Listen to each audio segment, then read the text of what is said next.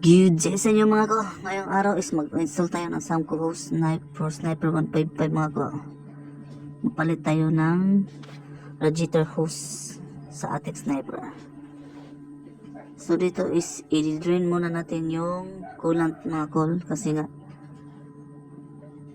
matagal na yung ginagamit natin. Every 6 months tayo nag-change ng coolant. One eternity later. So dito is nakita na yung pagkaiba. Medyo makapal yung Samco hose mga kol.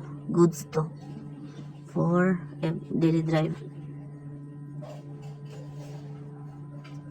So dito is i-install na natin yung mga hose fittings dito sa ating sniper ko mga kol kasi nga para ma-bleed na natin yun. Dito is sa bandang baba, yung cover sa ilalim na goma is pwede nyo putulan lang para ma-fit yung sa may kabitan ng hose mga kol. So dito is higpitan na natin yung ating mga hose para goods yung ating radiator. So tapos na natin na-install ang Samco radiator hose sa ating Sniper 155 mga kol. 2,000 years later.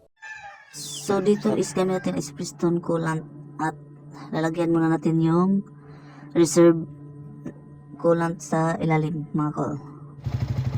So dito is pupunuin muna natin yung ating coolant para mag-goods yung okay. Antayin natin na papasok lahat ng coolant hanggang sa hindi na siya bumubula. So dito is paano tayo mag-bleed ng coolant sa ating radiator mga ko, sa ating head. Dito is o-open yung sa bandang bagi nito at antayin mo na hanggang mawala yung bula mga ko sa ating makina. Pag mawala na yung bula is babalik na natin yung higpit na natin. So is dagdag lang muna natin. So dito is parang mawala na yung bula at pabalik na higpit. Okay? Okay, dito na nga. Tapos na natin nag-bleed ng ating radiator mga kol.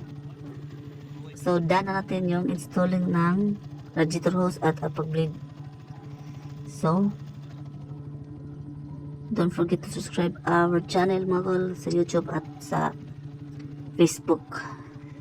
Simple tips at DIY lang mga kol para goods ang ating motor. Thank you. Alright.